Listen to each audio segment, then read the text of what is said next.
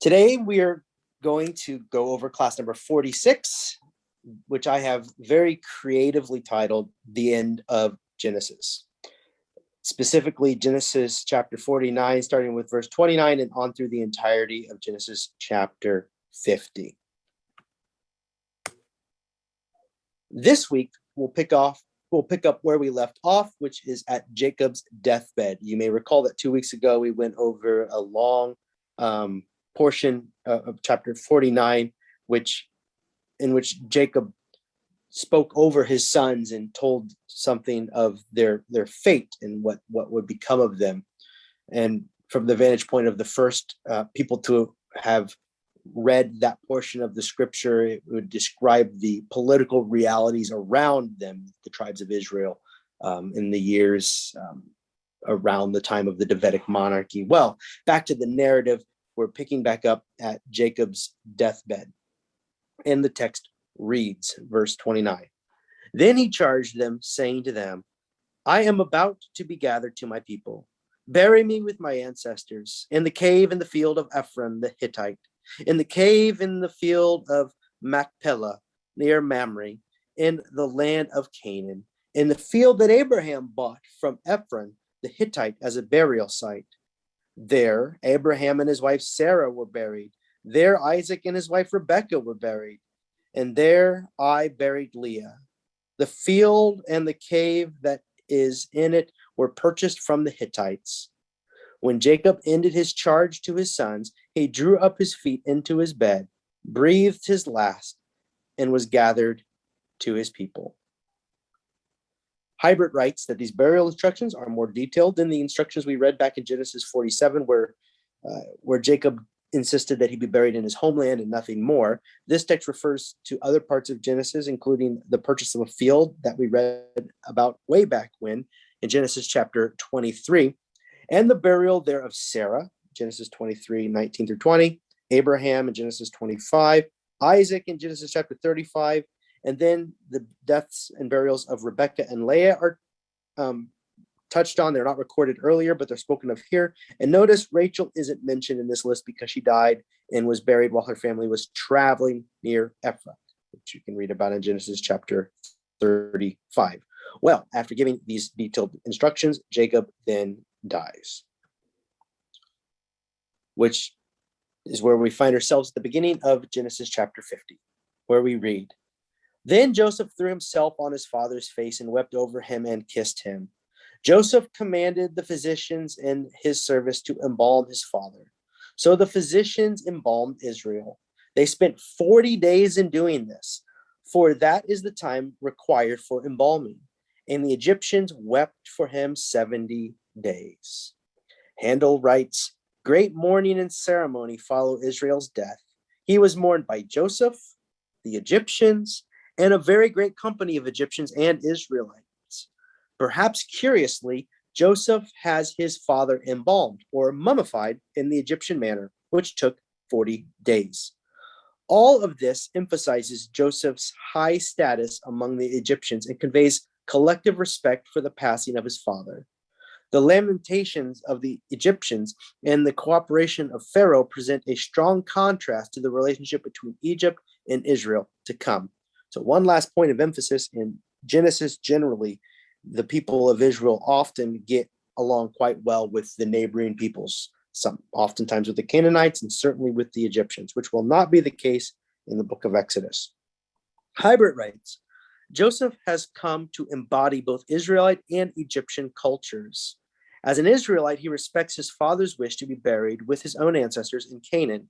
As an Egyptian, he embraces the Egyptian religious ritual of embalming the dead in mourning for 70 days, in which he is joined by the Egyptians themselves. And as I alluded to a few weeks ago, that this chapter implies an extensive knowledge of Egyptian culture. This was roughly the period that it would have passed for a traditional embalming.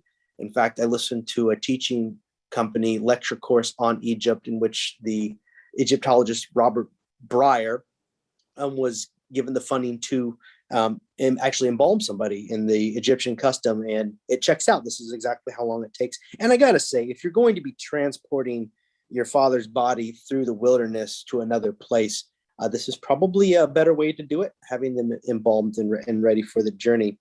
One's imagination might wonder to think of how that would go otherwise. Either way, that's not the point. The point is you see the assimilation and the confluence of Israelite and Egyptian cultures, both wrapped up in this person of Joseph, who is number 2 in Egypt, but still an Israelite, and later will request burial in the land of Canaan along with his ancestors. The text goes on, verse 4. When the days of weeping for him were past, Joseph addressed the household of Pharaoh. If now I have found favor with you, please speak to Pharaoh as follows. My father made me swear an oath. He said, I am about to die. In the tomb that I hewed out for myself in the land of Canaan, there you shall bury me. Now therefore let me go up so that I may bury my father. Then I will return. Pharaoh answered, go up and bury your father as he made you swear to do. No surprise there. There's a good rapport between the Pharaoh and his second-hand man. Verse 7. So Joseph went up to bury his father. With him went up all the servants of Pharaoh, the elders of his household, and all the elders of the land of Egypt, as well as the household of Joseph, his brothers, and his father's household. Only their children, their flocks, and their herds were left in the land of Goshen. Both chariots and charioteers went up with him. It was a very great company.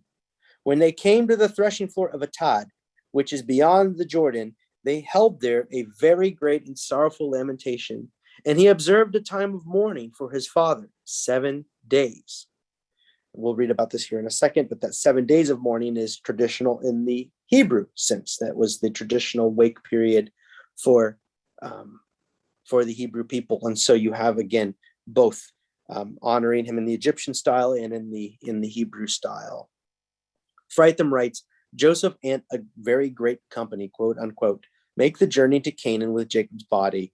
This return anticipates the Exodus and subsequent events. Only this time the Egyptians accompany them. The group includes not only all the members of the household of both Joseph and Jacob, except the children, probably with mothers and livestock, but also all of Pharaoh's servants and all the elders of the land of Egypt with full chariot, in other words, military accompaniment. Once again, with purposeful hyperbole, the full participation of the Egyptians appears stunning. The Egyptians seem to agree with the claims of Jacob's family to the land of Canaan. In other words, my own aside, in other words, it's as if the Egyptians are agreeing that with the promise of God for land, in the promise of God for the Hebrew people in this land of Canaan, they in going with him seem to be agreeing with the promise and signing off on their future. It goes on to say, Fritham goes on to write, the author reinforces this claim, perhaps ironically, by the objective observation of the Canaanites that the Egyptians engaged in such a great and sorrowful mourning. In other words, the Canaanites acknowledging the sorrow of the people and being impressed by it seems to be a tacit acknowledgement of their own, of the Israelites' right to their own land, which is interesting. Now, one more thing. We do not know why they hold a wake at the threshing floor of Atad. It's just an interesting thing that is mentioned in this text. Moving on, verse 11. When the Canaanite inhabitants of the land saw the mourning on the threshing floor of Atad, they said, this is a grievous mourning on the part of the Egyptians. Therefore, the place was named Abel Mizraim. It is beyond the Jordan. Thus his sons did for him as he had instructed them. They carried him to the land of Canaan and buried him in the cave of the field of Machpelah, the field near Mamre, which Abraham bought as a burial site from Ephron the Hittite. After he had buried his father, Joseph returned to Egypt with his brothers, all who had gone up with him to bury his father. Hybert writes, Joseph's twofold identity remains clear. As an Israelite, he and his party observed the 7 days of mourning connected with Israelite custom, as you can read about in 1 Samuel 31, verse 13. Yet, Joseph and his fellow travelers had embraced Egyptian culture so fully that the Canaanites called Joseph and his household Egyptians. The location of the threshing floor of Atad or Ebel Mizraim can no longer be identified. Fritham writes, the text stipulates that Jacob's sons did exactly what their father had instructed them to do. This episode concludes with the return of the entire party to Egypt, as Joseph had promised to Pharaoh, at least regarding himself, which is where the story picks up in verse 15, which reads, realizing that their father was dead, Joseph's brothers said, what if Joseph still bears a grudge against us and pays us back in full for all the wrong that we did to him?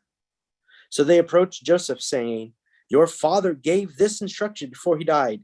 Say to Joseph, I beg you, forgive the crime of your brothers and the wrong they did in harming you.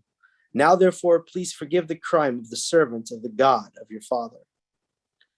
Hybert writes that Jacob, as head of the household, provided authority over his sons and united them. Following his death, each son assumed authority over his own household. The unity among brothers came into question. Jacob's sons felt vulnerable in the face of Joseph's special status in Egypt. Handel writes, the focus returns to Joseph and his brothers, and in a coda to the Joseph story, the brothers fear yet again that Joseph will exact revenge. They attempt a final, what Handel calls, a deception, a deathbed appeal for clemency by their father. Now, Handel calls this a deception because we don't read anywhere of Jacob telling his sons to do this, to go to Joseph and beg for forgiveness and for their very lives. And it's a live question to me whether or not this was a deception or not. You could read it that way. You don't need to, as Hybert writes, or was this a deception? No previous story in Genesis describes Jacob giving these instructions. However, references are occasionally made to earlier events not recorded. For example, Genesis 26, and there's a few others that are listed, including one from the texts that we just read today in Genesis 49:31, where the deaths of Leah and Rachel are recorded when they weren't, Leah and Rebecca, rather, when they weren't recorded elsewhere. So sometimes this happens. So the brothers aren't necessarily inventing Jacob's instructions whole cloth to protect themselves, is the point. But either way, Joseph's brothers' anxiety as to the question is obvious, and that is the main point. So it doesn't really matter so much in the end. Well, Joseph heard this, verse 17, Joseph wept when they spoke to him. Verse 18, then his brothers also wept, fell down before him and said, we are here as your slaves. But Joseph said to them, do not be afraid. Am I in the place of God? Even though you intended to do harm to me, God intended it for good, in order to preserve a numerous people, as he is doing today. So have no fear. I myself will provide for you and your little ones. In this way he reassured them, speaking kindly to them. Handel writes, Joseph and his brothers weep, but for different reasons. Joseph weeps because the brothers still do not understand.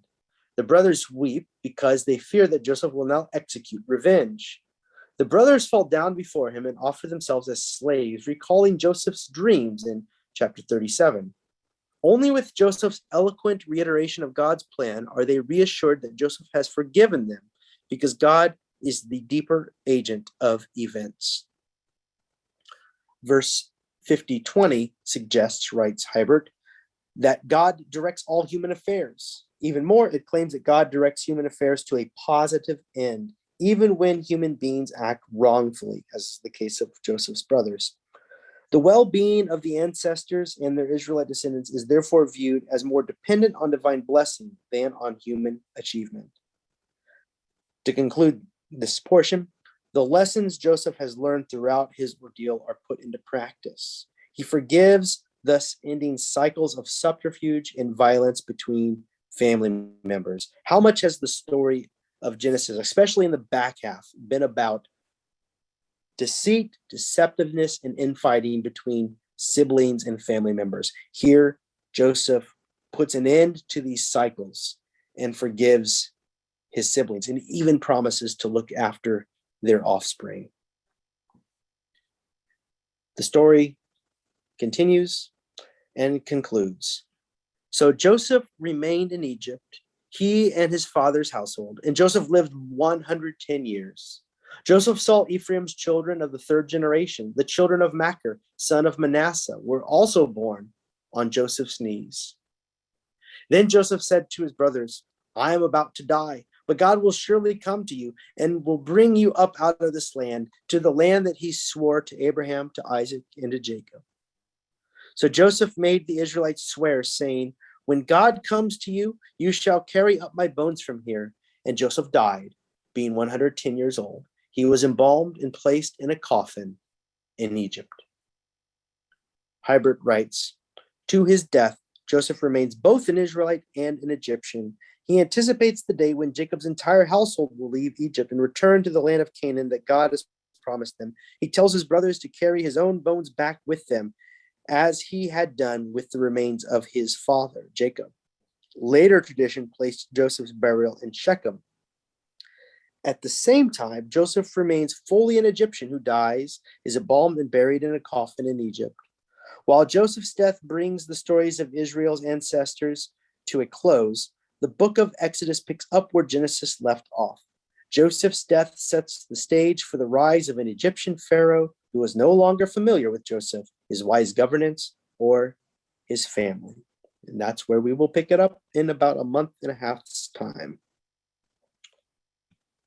Closing thoughts about Genesis to hit on some dominant themes that we have touched on again and again and again, and you probably yourselves could have written this next part by now, but I'm going to quote extensively from Eugene Lowry, who wrote the Chalice Guide to the Old Testament.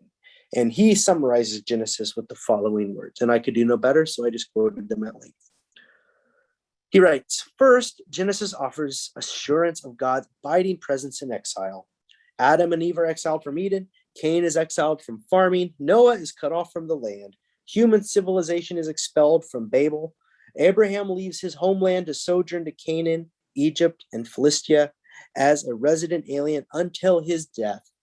Jacob is exiled to Mesopotamia and dies in Egypt. Joseph is born in exile and finally lies embalmed in a coffin in Egypt, waiting to be buried in the promised land. Yet through all these exiles, God is with the people. And as I read that paragraph, it's impressed upon me just how much of this book is spent on describing the people God is working through and with, describing their lives whilst they're on the move, traveling, or not where they belong, with the expectancy that they will one day be where they hope to belong, what they hope for, but they're always on the move. And from my own vantage point, where I find myself as personally somewhere between where I've been and where I hope to be, I think that's so true to life.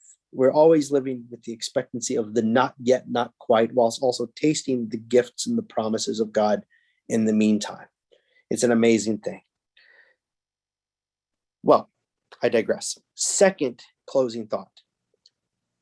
Second, to fulfill the promise, God flouts social convention and subverts social order. God favors the second born and the underdog, and in virtually every case works through the socially illegitimate power of women and younger children to save the chosen household and increase its posterity. The pattern is set at the beginning of the book with the surprising note at the end of Genesis chapter 2 that a man will leave his father and mother and cling to his wife. Although this description reverses the social norm in ancient Israel, it introduces a pattern of reversal that becomes the narrative norm in Genesis. And as I read that portion from Genesis chapter 2 repeated, where a man will leave his own household and go into the household of his wife. I remember an argument that was had in the break room of the corn mill where I worked in my early 20s, where a man just could not believe that that's what the Bible said, assuming that the woman would leave her house and into the house of some patriarch. And a man who knew his Bible better, not me, repeated it to the befuddlement of the room. And we weren't quite sure what it all meant. Well, now in retrospect and looking at this book as a whole, we see this as part of a pattern where the social norms are again subverted and subverted and subverted again to try to shake the people out of their ruts and to get them to consider those who are often overlooked in a society, the women, the younger children, etc. Well, finally, another theme from Genesis, God abhors human violence and injustice. A Cain and Abel theme punctuates the narrative throughout, but after the initial murder, the pattern is always interrupted. Cain is protected from murder by Yahweh's special mark. God rescues Ishmael from the homicidal jealousy of Sarah. Esau fails to murder Jacob. Reuben derails his brother's plan to murder Joseph. And finally, in today's lesson, Joseph, with full knowledge of his brother's crime and the full power of the state at his disposal, chooses compassion over retribution and spares the lives of the brothers who betrayed him. Joseph's compassionate choice reflects the character of God in Genesis, punishing violence, showing compassion for the oppressed and despised, and bringing blessing to all the families of the earth. God is finally a God of mercy, life, and hope, who does not require human sacrifice, but desires human flourishing. Through days of exile, through the surprising turns of the never-ending journey home, the people of God can rest assured, as is said repeatedly in the life of Joseph, God is with you.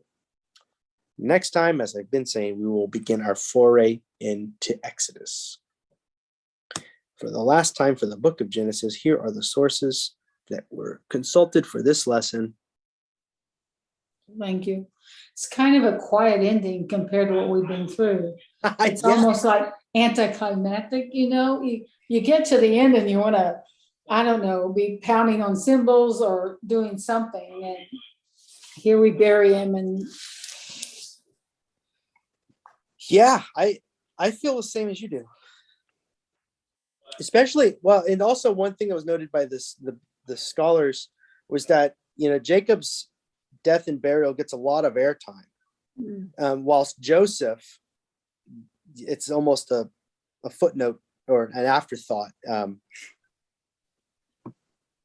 but Jacob's Judah. No, Jacob's not Judah. Well, Jacob was the God of Abraham, Isaac, and Jacob was repeated and continues to be repeated as the what brings the God of the present back into the story of the past. And from the vantage point of the people who would have read this and for whom these scriptures would have mattered, it makes a world of sense. Joseph was an important figure and was the catalyst of the story that brought blessing to Egypt and also sustained the people who would become the heads of the future tribes of Israel through a time of famine. But Jacob was the grandson of Abraham and is, up until this point, back with his trickery of Esau and his journeying into the land of Laban for a wife and all the struggle, we forget because we've been so focused on Joseph that Jacob, before up to this point, received the lion's share of the attention. Somebody pointed out to me one time, it's a very dysfunctional family.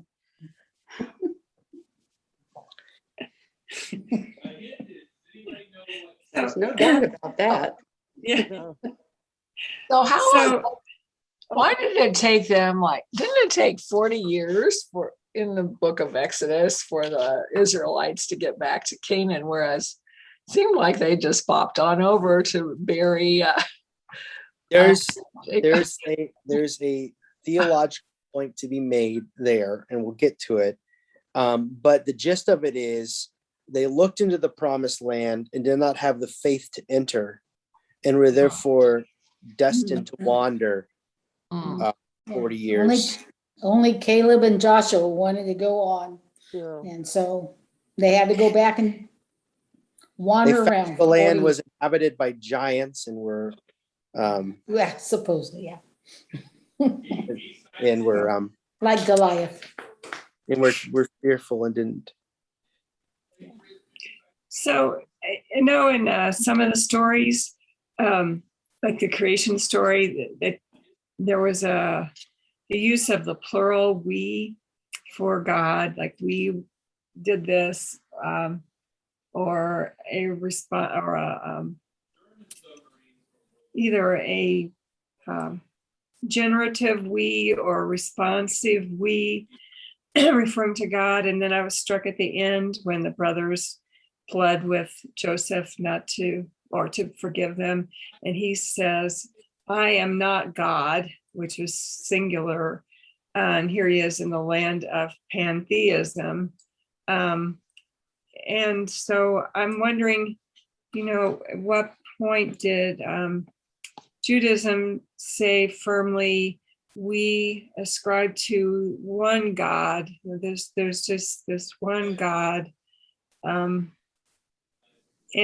how is that reflected then in the narrative of the first 5 books? Does it then become consistently then that the image of God is just one voice, one image, one God, and no longer become a we? This was talked about as we laid the groundwork way back when, over a year ago. So 2 things I want to say. One, and this was we touched on this last week too, where where I noted that scholars, and I only have their word to go on, but it was consistent. Every commentary I read from diverse theological perspectives said that Genesis chapter 49 was the oldest bit of manuscript that we have. Earliest written down, not the earliest oral tradition, but the earliest.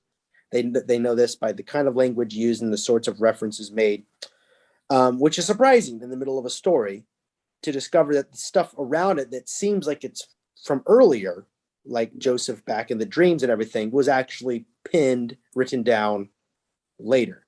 I only bring that up to note that the material in the Torah continues to function that way. Some from earlier scribal traditions to later scribal traditions, and it's placed in an order that made sense for the redactors in its final form, what they call the redactors, to present us with a linear timeline. So starting with 2 creation stories, each one different age, each one written later than some things that would follow. So you get, in references to God, sometimes a reflection of a pantheistic worldview, the God of Israel over and against other tribal gods. And then other times where it's very clearly coming from the perspective of there is one God, and that's the God of all peoples. And so as to the timeline in the narrative, it's very clearly affixed to around the time of Moses, where God, as part of the commandment, says, I am the Lord your God. You shall have no other gods, assuming there are other ones people are talking about. But Yahweh is the primary God. Okay. And that's where it's fixed in the narrative. Now, in the history of the people of Israel, this would all be sorted out in their understanding that there being one God of all nations, even their occupiers, even the Babylonians and the Persians and the Greeks later. That would become something that they would become Orthodox Judaism within the time of the exile. In centuries in the making, this conception that maybe the god Marduk, who the emperor of Babylon claims to be the figurehead of, isn't real. Maybe that's a false claim, and they have no right to make it. It'd be something that would get sorted out. Okay. It's just interesting to think about and see how that evolved and how that shared understanding became a basis for this religion. Well, I know the prophets, bring up the Messiah later, and I know the Messiah is in the Psalms. Yeah, and the Psalms were by and large written during the period of exile. Some are ascribed to David and were likely written by David, and there are others, the context of which puts them clearly in the context of the same time period. I sat by the banks of Babylon and wept.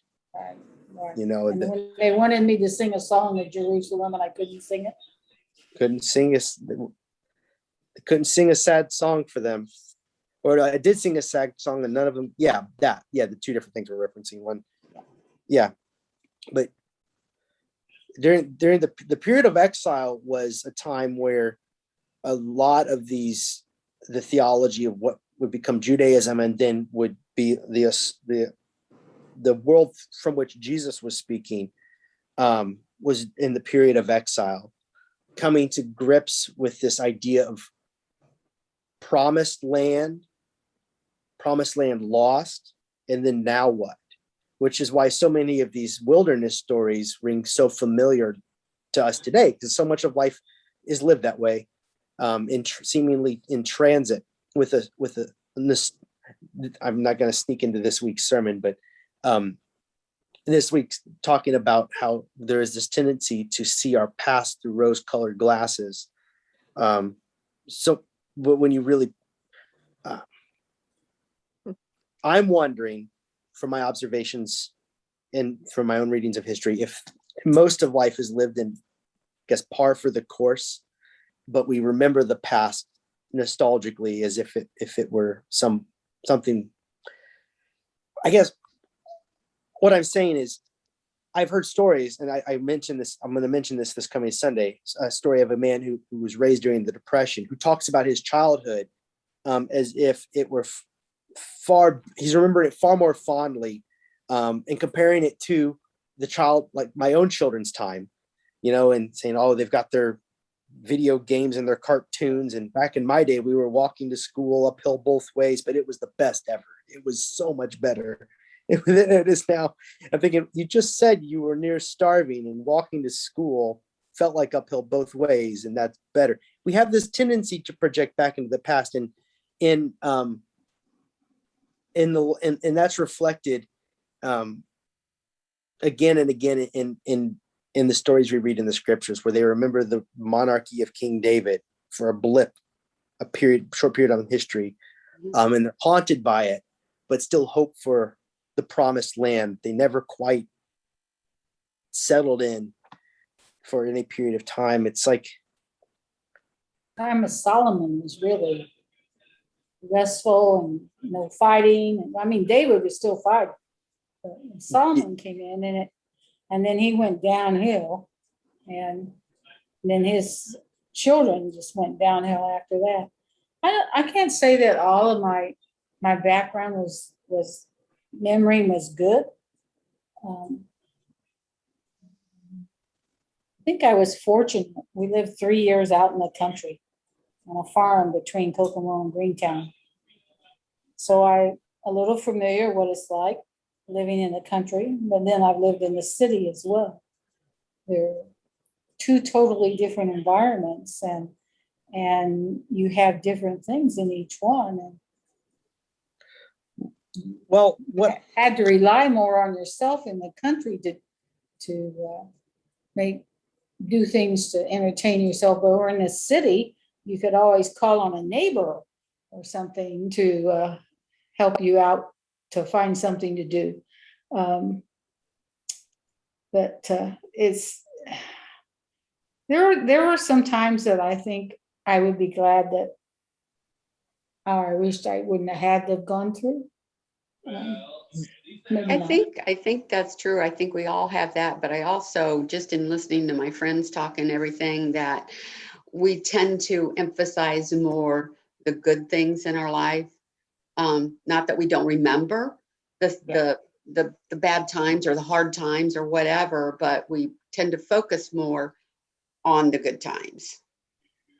There's certainly that.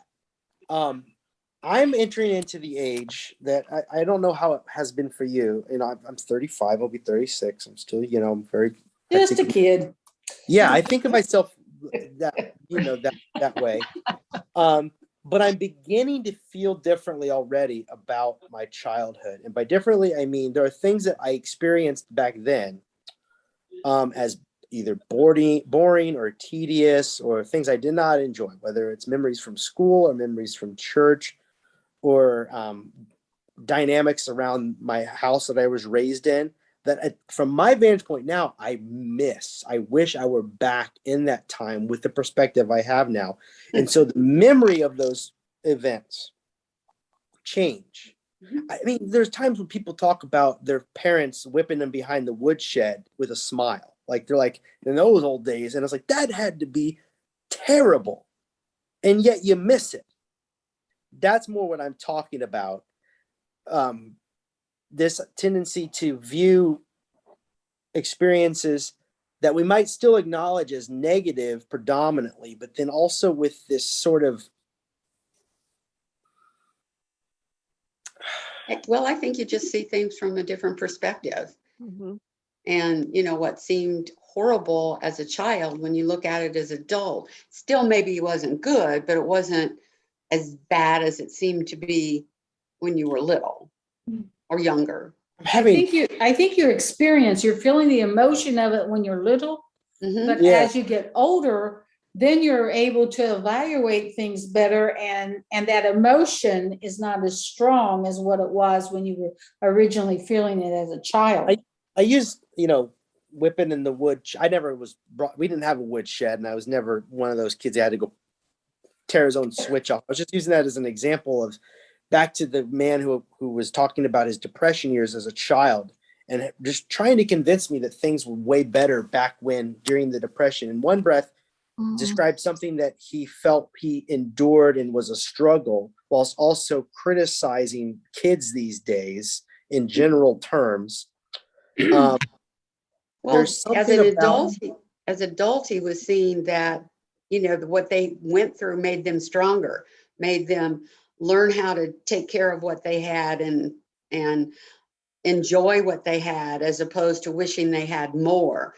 But you see that as an adult, and you see that as a positive as opposed to as a negative. And as kids, kids thrive without media and all of that. Well, I think there's another aspect to this, and that is a certain level of cultural acceptance of bad behavior, or even cultural indulgence in bad behavior on a system-wide level. And I'll give you an example, and that's medical school. And I was reading in my one journal I get from my honor society that I belong to, and here's they had an excerpt from a memoir of a highly respected medical doctor who had this brilliant academic career. And he was talking about his days in training and how much he loved this one resident, this one supervisor, and he was talking about these incidents where, I read it and they were actually very cruel to him. They humiliated him. They pushed him to do things that were not safe, no sleep. They pushed him to do things because he was humiliated in front of peers and even patients. And he was kind of laughing about it and making light of it and saying, this was a good way to train people. Why don't they do more of this today? These were the good old days. And I'm, and there was a time when I was a participant in this system. I was trained this way. And we all thought nothing of it. We're swimming in this sea with these sharks. And, we survived, we bled a little bit, but by golly, we made it through. So it must be okay. We made it to the island with all the tropical plants on it. So here's a little mango for you and me. And so, but now I read it and I think, no, this is probably not okay. And here's this highly respected gentleman who is putting all this stuff out in the open, like, hey, here's a really good thing.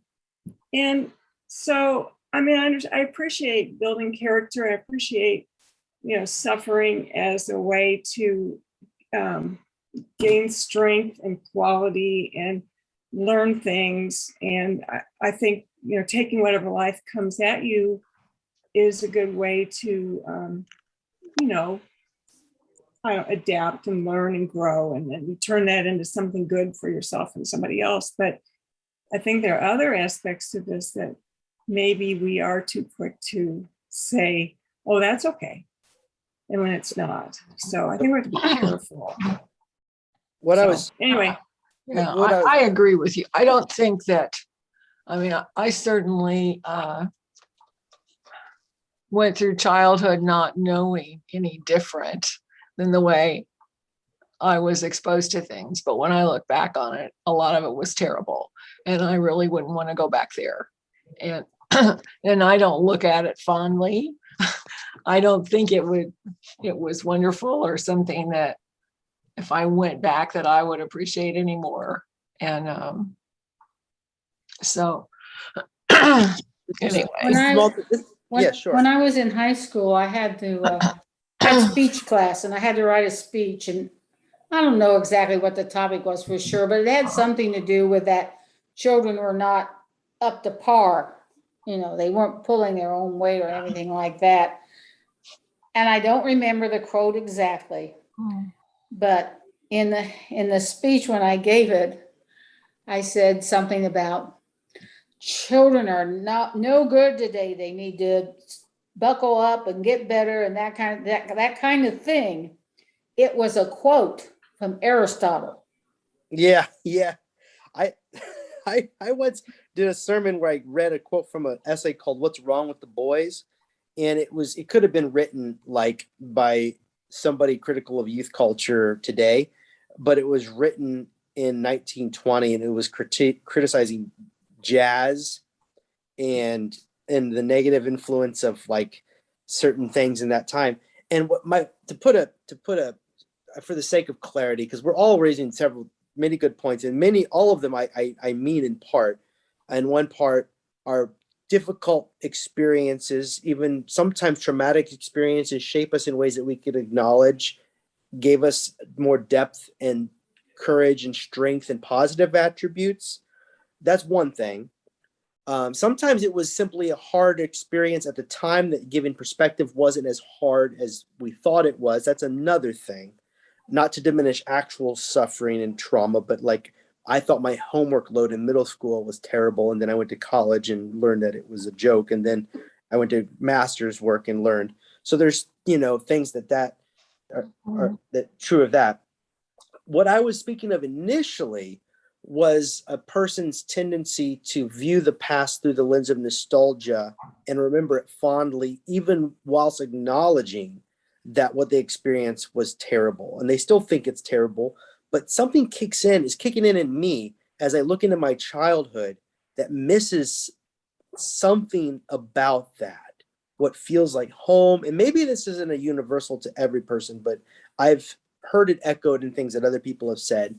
And I'm wondering if a lot of our remembering of our national past, our religious past, and this is certainly true of, I think, of the people we meet in the Bible, or the people who are remembering these things in the Bible, they remember it through rose-colored, I keep using the term rose-colored lenses.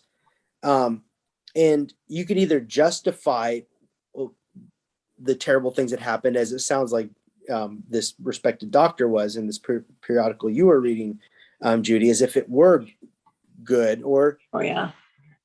But I guess what I'm acknowledging, what I'm trying to point out is that, and maybe I'm just projecting too much as I'm going through this change myself at this time of my life, raising kids, and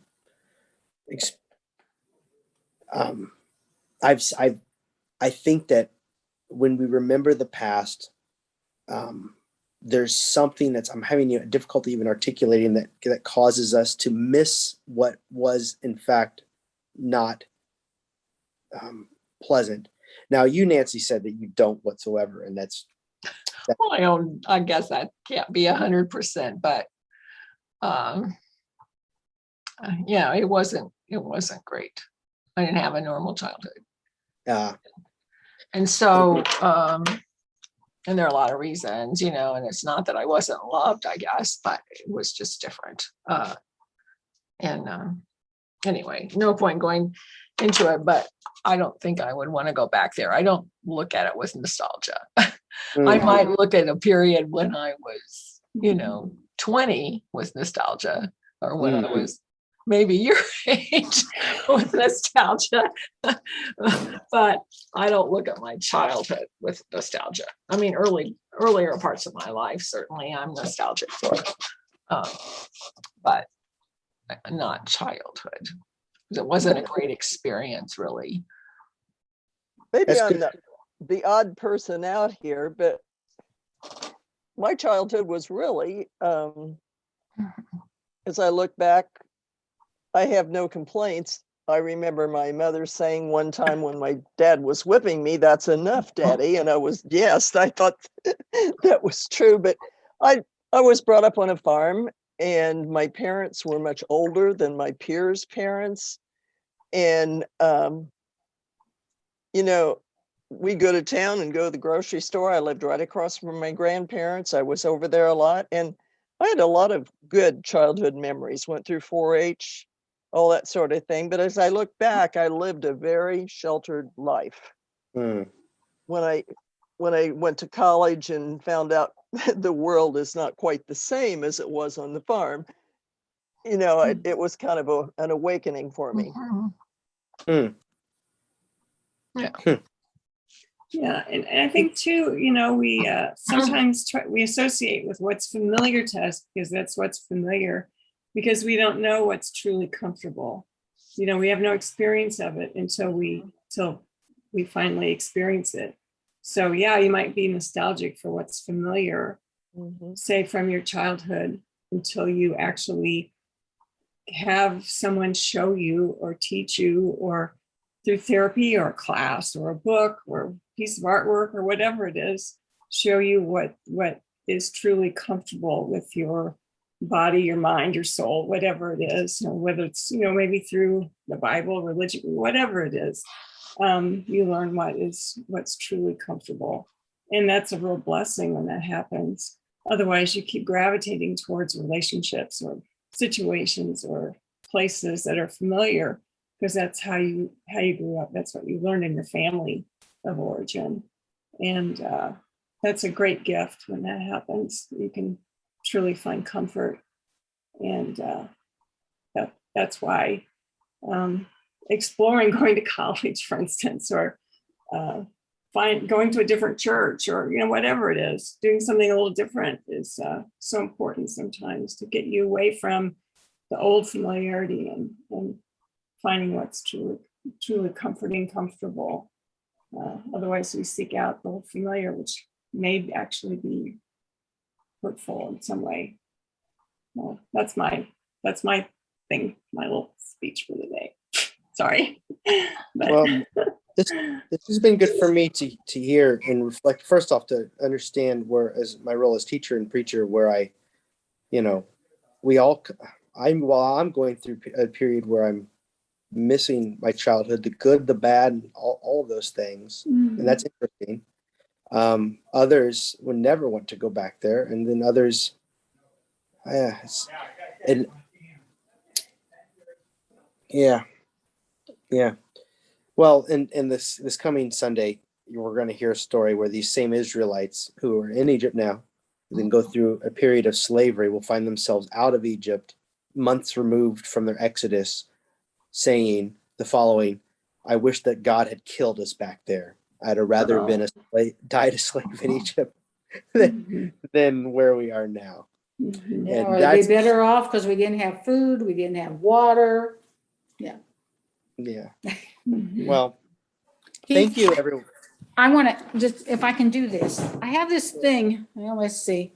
Can I reverse it? Yeah, there it Yeah. is, switch camera. Okay.